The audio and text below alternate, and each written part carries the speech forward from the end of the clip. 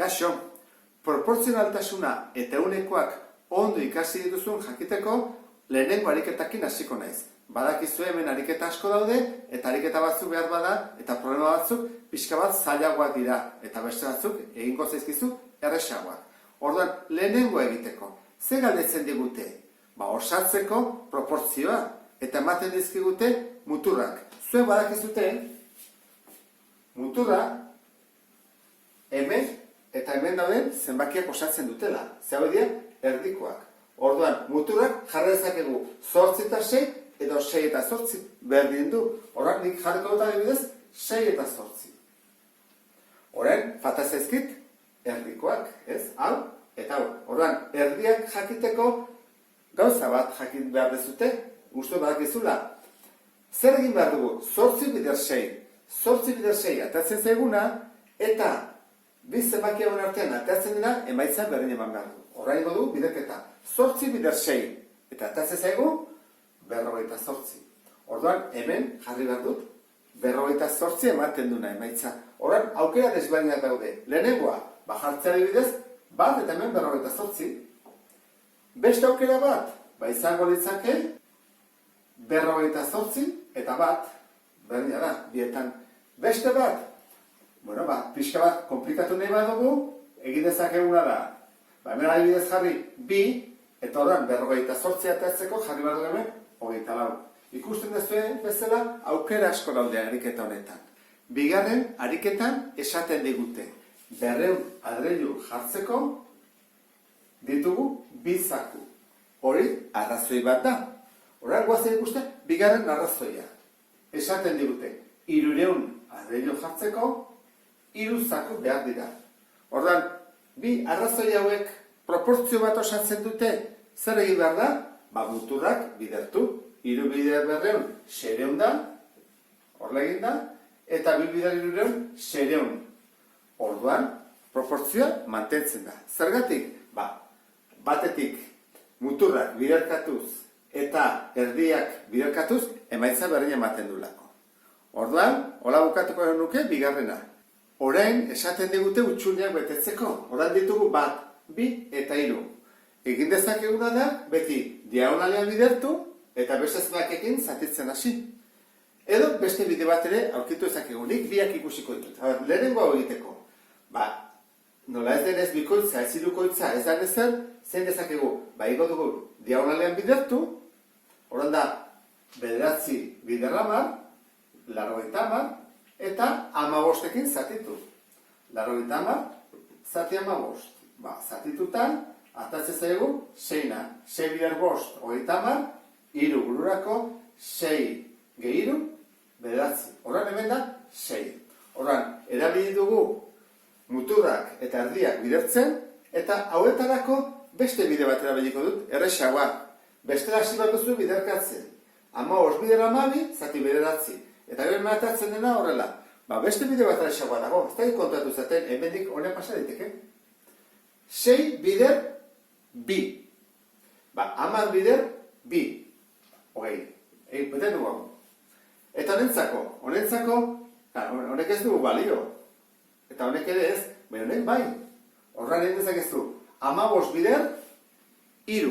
Horran, 9 bider, 3. Eta erantara, bukatzen dugu ariketa. Ikusten dezuen bezala, horrela egiten badugu, azkarra egin dezakegu, eta denbora gehiago izango dugu beste ariketa batzuk egiteko. Hau pixka bat zailagoa da. Nik egin dezaketena da, muturrak bidertu, 2 bider 5, eta bestetik erdiak bidertu. Hau, honekin. Horiko dut, eta jarriko dut bilak berdinak direla. Horran, 2 bider 5, 10, berdin. Horran, haure bidertu inbar dut. Hori nola egiten da? Egiten dut, 8 bider parentesiakin. Iruken isa. Horran, hau bihurtu dut, ekuazio bat. Horren, parentesiak enduko dut, isak alde batera eraman, bestera, eta atako dut isa zen baden. Horran, hasiko naiz. 10, berdin, lehenengo parentesiak endu, badakizue gogoratzen zeat ez da, horrela egiten da. 8 bider 3, 24. Ken, 8 bider isa, ken 8 isa. Horren, isak alde batean, nik hau eraman gutorrea, hoi bestea, eta horren gehituko zaitena, txukun. 24, ken 10. Kentzena dena batutzen dena kentzen. Orain kenketa egingo dut, eta gelditzen zait 14. Orain, 8 isa berdin 14, eta orain hau, isolatu egin behar dut. Gogoratzen zait ez da? Hau, zatitzen pasatzen da bera. Bukatu dut, ez, simplifikatu egin behar dut. Orduan, biak egin daitezke, zati bi. Geldituko zait, 7 laurden. Orain, emaitza jarriko dut, isa berdin 7 laurden dela. Eta hola bukatzen da ariketan. 5. ariketan esaten digute egunkari baten orrialde kopurua eta prezioa. Guazen egitea proportzioa. Orrialde kopurua, guazen pentsatzea ditula 40 orrialde. Eta balio dula euro bat. Zuek uste dezue, balen baditu 40 eta jartzen badugu 20 bakarrik, baita ere periodikoak edo egunkariak balioko duela erdia. Eta bale bada, 10 orrialde izango dela prezioa zati lau. Uste dezuete horrela funtzionatzen duela egunkariak, ez da. Horra, lehenengo hau ez da proporzionala. Ezin dugu jarri hemen, 0,5 eta 0,25 sentimo bakarrik. Bigarrenean, gazta baten pisua eta prezioa. Orduan, gazta zenbat eta handiagoa izan, gehiago ordaindu behar dugu? Bai, balio baldin badu, adibidez, euro bat 200 gramo, guazen pentsatzea, euro bat 200 gramo. Baldin baditut 200 gramo, ordaindu beharko dut, bikoitza, ezta? Doblea. Orduan, hau, bigarrena, bai da. 3. Haur batek duen dirua eta erosi dezaken goxoki kopurua. Zenbat eta diru gehiago goxokiak ere gehiago erosi daitezke? Bai. Ni baldin badu dirua bikoitza edo doblea, goxokiak ere bikoitza edo doblea erosi dezaket. Beti ere goxoki berdina baldin badira. Badakizue goxoki batzuk direla, handiagoak eta garestiagoak, eta bezatzuk merkeagoak. Horan, beti erosten baitut goxoki estilo edo modu berdinakoak, orduan bai, bestela ez da proporzionala. Ulertu da, ezta? Bueno, horan, urrengoa, esango nuke, bai ez. Ez, bai, urrengoa. Ikasten pasatzen dugun denbora eta azterketan ateratzen dugun nota. Bueno, uste dut hori pentsatu dut, jarri dezutela ezezkoa. Zergatik? Nik pasatzen baldin badut 4 ordu ikasten eta atatzen badut 8 bat azterketan, eta nota oso ona da. Orduan, nik ikasten baldin badut doblea, bikoitza, 8 ordu, eta dut azterketan 16. Ezin da 16 atera. 20koa baldin bada, 20koa baldin bada azterketa, baina guazen pentsatzea 10koa dela. Eta zer, orduan, nik ikasten badut egun erdi bat, 12 ordu, zehatako dut. Hala, 24 nota, eske ezin da, ulertzen da, ezta? Eta gaina ez dut zer ikusirik, ze azterketak izaten dira beti 10 arte, edo batzutan 100 arte, segun ze ariketetan. Orduan, hau, bentsat, ez da. Noski, zenbat eta gehiago ikasi, eta ariketa egin nota hobeagoa da, baina ez da doblatzen, ez da bikoizten. Urrengoa, pertsona baten adina eta dituen anai eta arreba aizpa kopurua. Bueno, hau uste dut esan dezutela baita ere ezezkoa. Ze, nik baldin baditut 10 urte eta baldin badut anai bat, zer da, 20 urtekin, 2 anai arreba, 40 urtekin, 4 anai arreba eta horrela, ez diuko horrela. Hau ez da proportzionala. Eta, esaten digute azkena, ateratzen ditugun fotokopia kopurua eta ordaindu behar ditugun euroak. Bueno, nik atatzen baldin badut, adibidez, guazen pentsatzea, 2 fotokopia eta ordaindu behar baldin badut, 0,50 sentimo, baldin baditut orain atea beharrak 4 adibidez, doble pagatu beharko dut? Bai, ezta? Eta 3 aldiz erosi edo atea behar baldin badut, bider 3, hori bai da baita ere proportzionala. Hau ere bai, izango zateke proportzionala euro bat. Orduan, hemen errazutu behar da, idazte egin behar da pixka bat.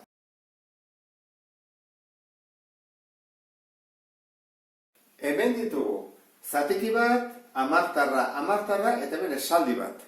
Orduan, badakizue, lehenengo pasa bat dugu 10etara, gero zatikira, eta azkenik 100etara. Orduan, hemen dugu zatiki bat, baina ez digu balio, zeizan da, zati 100.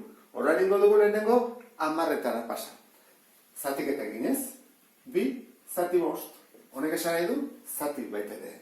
Orduan, 2 zati 5, 0, jartzut horrela, launa, 20. Orduan hau da, 0,4. Pasatuko dut, zatikira. Badakizue, zati 100 jartzeko, 2 jarri barritu dela. 100 jarriko dut hemen, eta orain koma hemen 2 mugitzen da. 40. Hau da, 40 100. Eta zer da? Hoi da, 140. Lehenengoa bukatu dut.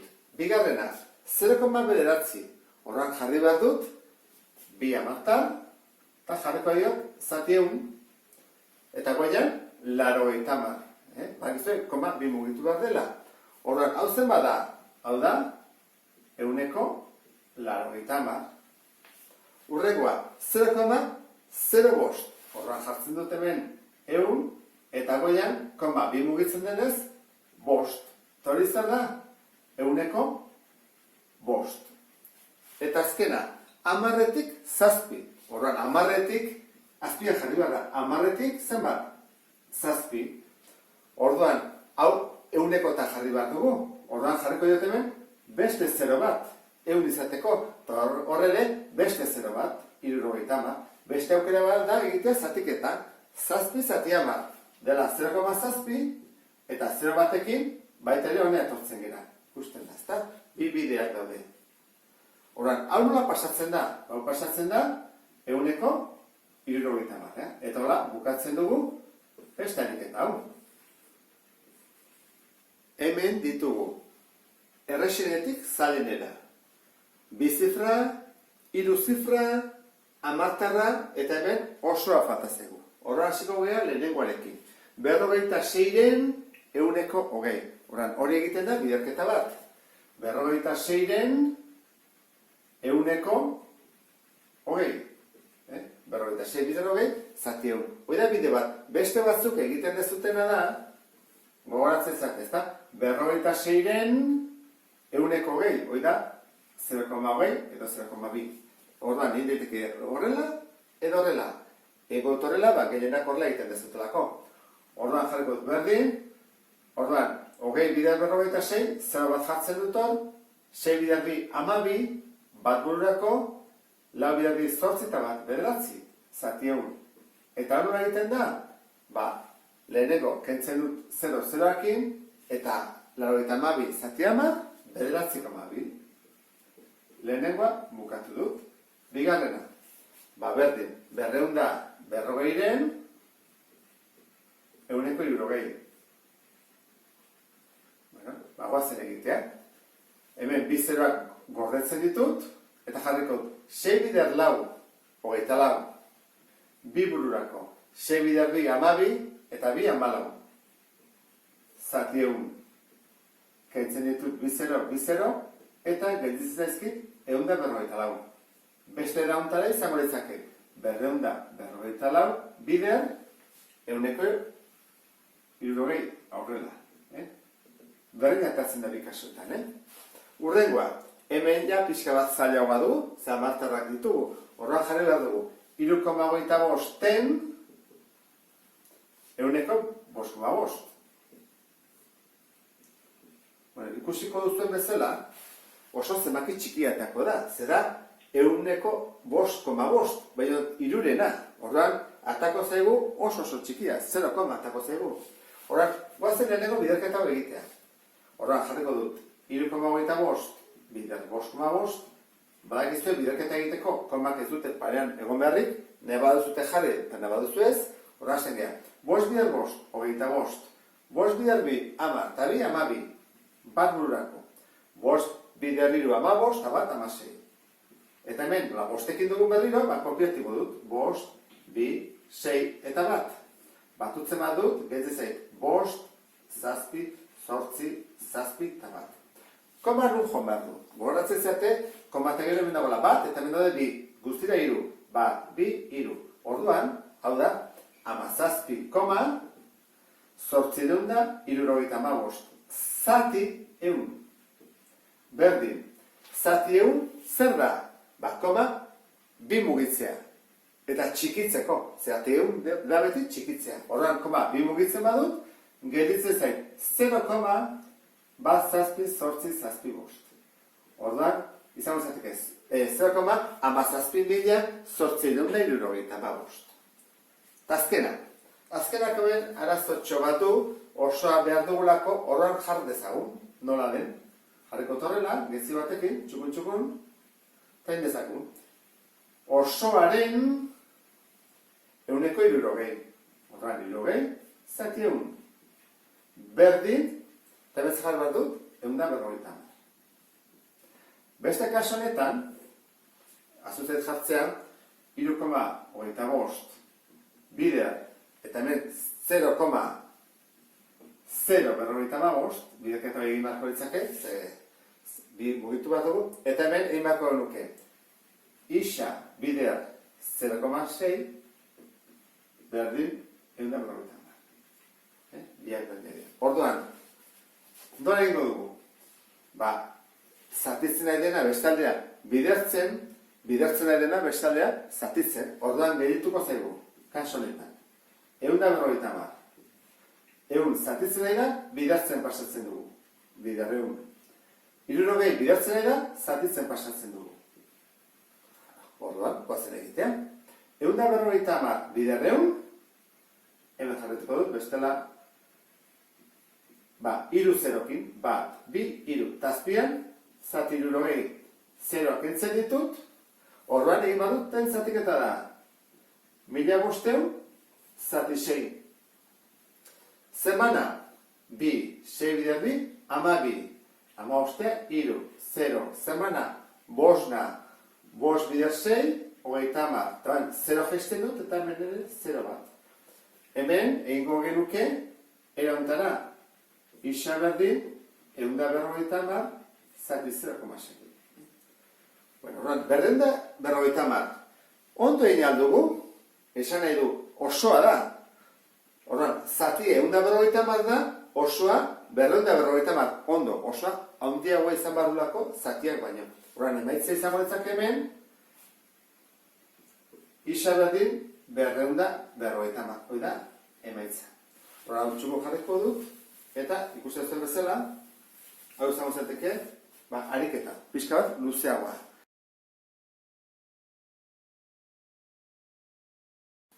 Hemen dituzu datuak, batetik. 1,50 euro irabazten du opin bakoitzarekin. 8 euro balio duela opin bakoitzak. Eta bi galderak, lehenengoa, tasiko gera. 120 euro saldu baldin badu, zenbat irabazi duen. Orduan, galdetzen digute, zenbat irabazi, ordan hori da magnitude bat. Zenbat irabazi. Eta bestea zer da? Saldu, orduan jarriko dut. Saldu eta irabazi. Bi kasuetan euroak dira, noski. Orduan, hasiko gera. Zenbat saltzen du irabazteko 1,50? 8 euro. Opil bat saldu behar du, 8 eurokoa, eta orduan irabazten du 1,50 euro. Orduan, hemen jarri dugun edezia, proportzioa zein den, goazen horregoarekin, 120 euro saldu ditu. Orduan, nun jarri behar dut, hemen, 120 euro. Eta zenbat irabazi du, hori da guri galdetzen dugutena, isa. Orduan, egiten duguna da, erdiak bidertu, eta mutur batekin zatitu. Orduan, 120 bider 1,50, kaso honetan, zeroak kenduko diot, biderketa arresago egiteko, kendu daitekelako, konbata gero dago, orduan hasiko gara, zeroak gorde ingo dut gerorako. Bost bider bi 10, bat bururako, bost bider bat bost, eta bat 6. Eta hemen, bi eta bat, 0, 8 eta bat, eta 0 gordetakoa jesten dut. 1800. Eta orain, bukatzeko, komo hori jarri behar dut. Amartar bat daulako, hemen ere amartar bat. 180. Orduan, ze falta zaituan egiteko? bidertu ditut hauek, 8rekin zatitu behar dut. Horra jarriko dut. 180 zati 8, zemana bina, 8 bider bi 16, eta bi 18. Jaisten dut zeroa, zemana bina berriro, 8 bider bi 16, hogeira lau, koma jarri behar dut zeroa jaisteko, eta orain, bosna, 8 bider bost, berrogei. Orduan, zenbat irabaziko du? 22, berrogeita hamar euro. Hoi da lehenengoa. Eta bigarrenaren zat. Kenduko tau, eta bigarrenak esaten du, 30 euro irabazi nahi badu, zenbat opila saldu behar ditu. Orduan, zentzu da bi magnitudea bada irabazi, eta beste da, guri galdetzen digutena, ze galdetzen digute, kopurua, zenbat opila saldu behar ditu da.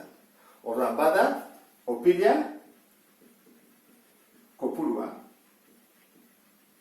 Eta bestea, zenbat irabazten duen. Irabazi eurotan, noski. Orduan, hasletezen. Proportzioa jartzeko, zengo dugu. Opil batek zenbat balio duen, edo zenbat irabazten duen. Opil batekin zenbat irabazten du. Badakigu, opil batek balio du 8 euro. Zenbat irabazten du? 1,50. Horra, opil batekin irabazten du 1,50. Horren, zenbat irabazi nahi du? 30 euro, nun jarri behar dut?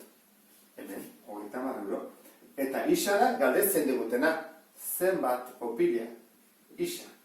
Horren, ningo dugu, bidertuko ditugu muturrak, 30 bider bat, 30, eta zatitu behar da erdi batekin. Horren da, 30, zati, 1,5 berri da, 0 kendu diot.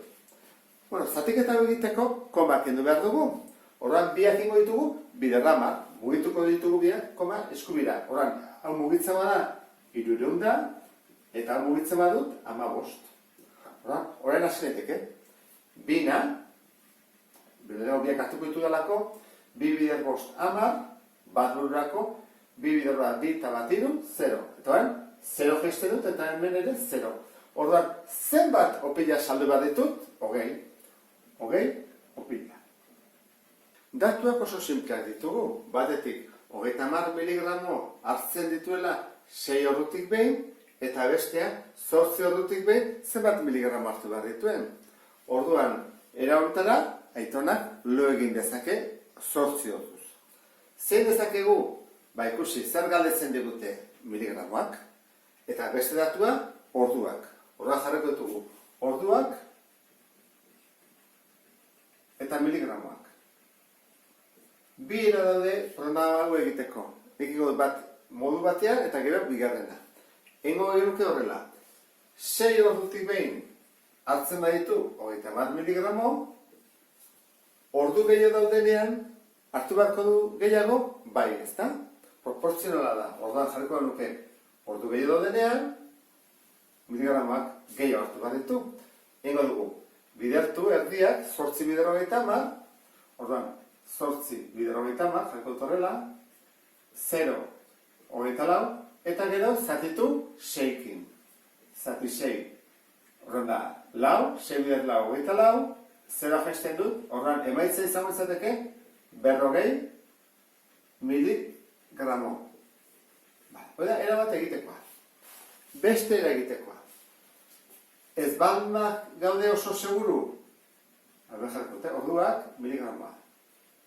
Ez bat gaude oso seguru, proportzionala den edo ez, ingo dugu, egun osoan zenbat hartuko duen. Orduan, 6 ordutik behin hartzen baditu, 30 miligramo, 24 ordutan, da, 24 egun osoan zenbat hartuko du.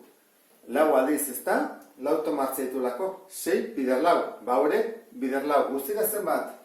120 miligramo hartzen ditu, egun osoan. Orduan, egun osoan hartzen baditu, 120, zein behar dugu orain?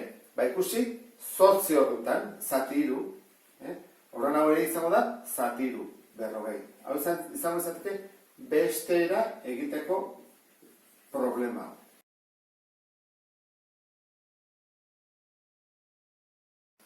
taula hau osatzeko lehenengo proportzionaltasun konstantea kalkulatuko dugu. Eta hortarako behar dugu arrazoi bat. Eta hemen arrazoi bakarra hau bakarri da, 3 eta 5. Horren egingo dugu zatiketa. 3 zati 5. Orduan, 3 zati 5, 0,6. Orduan, proportzionaltasun konstantea, berdin, 0,6. Zer esan nahi du? Zenbaki hauek bider 0,6 goikoak atako zaizkigula, eta goikoak zati 0,6 bekoa. Orduan, hori jakinda goazen horren bestak osatzea. Egin dezakegu proportzionaltasun konstantearekin, goraka egin, edo bestela biderkatuz diagonalean. Orduan, kasu hau, adibidez, betetzeko zein bat dugu? Behin dezakegu horrela bidertu, eta horren emaitza, ate bat du, beste honen biderkadura. Orduan, ingo dugu, 3 bider 3. Eta zati 5, atako da, utxune hau. Orduan, 3 bider 3 bederatzi, zati 5, orduan bazen egitea. Bana, lau soberan, koma jartzeu 0 gesteko eta 8. Orduan, hau bat, 1,8 bat dugu. Orduan, honentzako. Honentzako indezakegu, 0,8 bider 5 edo 0,8 bider 3. Egiten badugu bider 5 erresagoa da, zegero zati 3 egin behar dugu. Bitartean egiten badugu bider 3 erresagoa dela, baina gero da zati bat 0,8 zailagoa. Horreta honekin egitea. Horra ingo du lehenengo biderketa horrela, 5 bider 0,8 eta ingo dugu gero zati 3. Horra, 5 bider 0,8 jarriko dugu horrela, 5 bider 8 berrogei, laururako, 20 eta 24. Koma jarriko diogu, horran, 24, zati 3. 24 zati 3, 8. Bueno, hau betetzeko. Behin dezakegu, 15 bider 3 zati 5, edo nahi badugu, 15 bider 1,8 zati 3. Nik uste badaba beste bide bat ere, oandik erresagoa. Eta da, 5 bider 3 badin bada, hori egingo dugu, bider 3. Horban, bederatziak etzen da. Eta azkenekoa betetzeko, berdin, egin dezakegu, 80 bider 5, gero zati 3, edo beste bat erresagoa. Bederatzi bider 10, hori bider 10. Eta ja, bukatzen dugu, erantara ariketa hau. Beti bezala, lehenengo datuak jarri behar ditugu. Eta hemen dituzue. Gasolinaren prezioa zergekin 1,182 euro. Bestetik, zergak direla, 1,55,5. Eta azkenik galdera. Zenbat ordaindu beharko dugu zergarik gabe. Orduan, galdetzen digutelako prezioa zergarik gabe, bat izango da, prezioa zergarik gabe. Eta bestea zer izango da, zergakin, bai, hori izango da osoa. Orduan, baldin bada 100, osoa beti jartzen dugulako, hasieran, 100, zergarik gabe zenbat izango da, hori da egin beharko duguna. Orduan, gu dakigu zergak direla 1,55,5. Zergarik gabe zenbat geldituko da, egin behar dugu kenketa, 100, ken 55,5. Eta kenketa horren emaitza, atatzen da, 54,5. Orduan, proportzioa jarri baldin badugu, arrazoia, orain zein jarri behar dugu, 1,182 irunden, hemen, edo hemen. Eta, hemen da, zergarekin. Orduan izango da, 1,182. Eta hemen, gisa. Eta bat zaigu, gutxiago ze zergarik gabe izan behar du. Orduan behar dugu biderketa erantara, burutz biderketa, 1,182 bider 44,5, eta bestea alde batetik edo hau, berdin eunesia. Orduan, pasatzen azatitzen, orain dugu biderketa. 1,182 bider 44,5, 10, 45, 46, 5, bederatzi, 5. Oan laukin, lau zortzi, 36, iruburako, lau eta iru zazpi, lau, eta behan, berdinean, zortzi, 6, zazpi, lau. Bazen batuzia, 0, lau, behatzi emezortzi, eta lau, biburako, amaika emezortzi, hogei, biburako, zazpi, behatzi, amairu, badurako, bost, orduan, konbata gero, bat bi iru lau. Ola gelditzen zaigu. Orduan, orain, guazen egitea, 53,0 eta bidatzen da zatitzen, ezta? Bueno, guk normalian beste bat egiten du askotan, hau bidar da, zati hau, baina ikusteko beste era hontaren egin daitekela. Orduan, zatiketa, zati hau zer da, koma, mugitu, bi ezkerretara txikitzeko. Orduan, gelditzen zaigu 0,53,0 hori da, isaren balioa. Orduan, hori isa jakin da, guazen emaitza jartzea. Zen bada, badakizuen, eman behar dugula, koma eta gero, iru. Hemen azatzen bezala, iru. Orduan, koma eta gero, iru. Bat, bi, iru. Galdera da, ze jarri bat dugu, 530 ala 530. Jarri bat dugu, 530, ze hurrengoa ez da 5 iristen. Kentzen ditut bi hauek, eta lehenengoa kentzen dudana, lauko bada. Orduan, izango ditzake, 0,530 euro litroko. Ikusten duzuen bezala, diferentzia hori xamarra. Horrela bukatzen dugu problema honekin. Datuak horrela jarri ditut. 35 euro dira jertxearen prezioa, hasieran, adendan proportziorik ez dut jarri, ez dako proporzionala, nik erosi 31, 32 edo 40 euroko jertxe bat, beti izango da deskontua 6 eurokoa. Horren, hau da proportzionala, ben bai, hasieran eta bukaeran, eta zen ere bai, hasieran eta bukaeran. Orduan, has gaitezen. Adendan, jertxeak zen bat balio du, 35 euro. Zenbat deskontatzen diate? Nola, 30 pasan ezen, 6 euro deskontatzen diate. Orduan, zenbat gelditzen zizkit? 29 euro. Hau da, adendan gelditzen zaiten prezioa. Bedendarako bi erosi behar ditut. Orduan jatzut, bi. Eta zenbat ordaindu behar dut? Lehenengoaren osoa eta bigarrenaren erdia. Orduan da, osoa eta beste erdi bat. Orduan, proportzioa jarri dut. Bueno, orain, 35 euro baldin badira, isa, bagoaz egitea. Isa izango da, 35 bidar, 1,5 zati bi, egin dezagun, 35 eta 1,5ekin bidertu. 5 bidar 5, 25, 15 da, 2, 17, 5 eta 3, eta hemen dugu, 5, 2, 3, 5.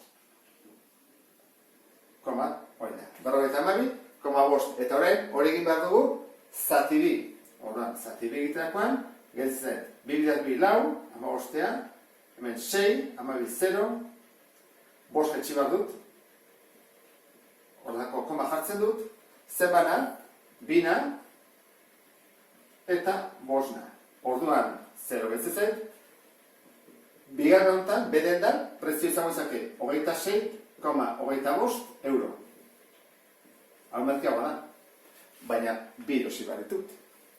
Hirugarrenean, 3 erosita, 2 ordaindu behar ditut. Orduan, hasian 3 eroste ditut, eta zenbat ordaindu behar dut? 2. Baina, hau, abergoazen zenbatean gelitzen zaigun. 35 balio duenak, isa. Orduan, isa izango da. 35 bidar 2, zati 3.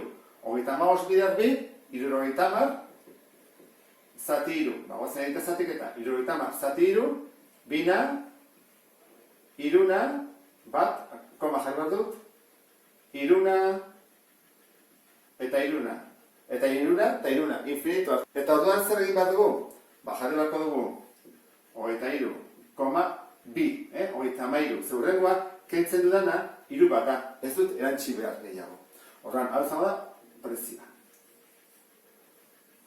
Bueno, orduan, zer erantzun bat koren duke? Piskaz komplikatu da, ez da inaresa erantzutea. Ze, hau da merkeena, baina 3 erosi behar ditut, 3 jartxe. Hau da, garestiagoa, 26, eta hau denetan garestiagoa, merkealdia da, baina 29.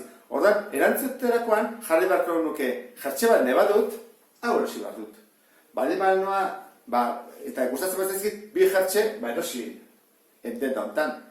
Eta 3 gustatzen bat ezkizu, hemen, normalen da, hau ez erostea. Zergatik, zerta joango za 3 jartxekin. Ordan, normalen erantzute izagutzateke hau. Jartxe bat, baina beste bat gustatzen bat ezkizu, adibidez, bedendatik. Normalen da, zerendatik ez erostea. Ez dituzu 3 jartxe erosiko. Hori izango izateke, erantzun zuzena nire ustez. baina jartzen bat zute, zeren da erostea nahi duzutela, jartze asko nahi duzutelako, esplikazio horrekin ere, ona.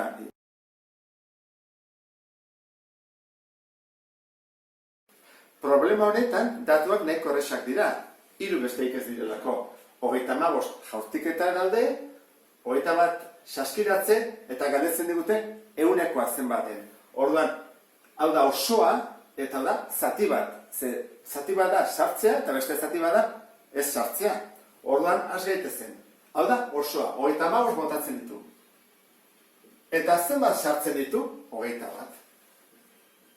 Orduan galdetzen dute, 100koa, hori da 3. datua, 100koa, orduan, 100 beti jartzen da osoan.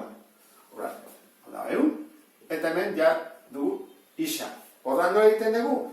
Isa berdin, 21 bider 100, zati 35, orain ezagun, 21 bizerokin, zati 35, zenbana, 6na, hartuketu biroek, 6 bider 5, 30, hirubururako 6 bider 3, 18 eta 3, 21. Eta 0 bat jesten dut eta hemen 0 bat. Horan, isa, 60 da. Horrek, interpretatu behar du hori. Zenbat izan da saskiratzea? 100tik 60. Horan, hau da? 100ko 60. Eta bera, zenbatetan ez dugu sartu. Horan, hau baldin bada sartu duguna, falta dena 100 arte da sartu ez duguna. Hori zen bada, 100erik kendu behar dugu 60. 40. Orduan, bigarren erantzuna izango da 100ko 40. Eta honekin bukatzen dugu problema hau. Datuak hauek dira. 100ko 60ko berapena dago, 12 euro ordaindu dut, eta galdetzen diaten lehengo prezioa zein zen, orduan horregatik jarri dutena izan da lehengo prezioa eta lehengo prezioa. Ze lehengo prezioa galdetu egiten digute. Orduan, horietako bat beti izan behar da galdetzen digutena. Orduan, lehengo prezioa, honek irasiko geha. 160. Orduan, lehen balioaren bat zuen 100, beti 100 hemen jartzen delako, 100 balio bat zen, nik zenbat ordaintzen dut orain. Gesten bada 60, egin bat dut. 100, ken 60. 30 ordaindu dut bakarrik, besteik ez. Orduan, orain galdera da, 12 euro nun jarri behar ditut. Hemen edo hemen? Orain. Orain ordaindu delako 12. Eta leheno ez dakit. Orduan nola egiten dago? Beti bezala. 12 bider 100, zati 30, orduan editzezegu horrela zati 30, 0 kendu, 120 zati 3, 40, ez dut egin buruzin dezekelako. 40. Orduan, emaitza izan zateke, 40 euro balio zuela lehen. Horrekin bukatu dugu, beste bat arte, agur!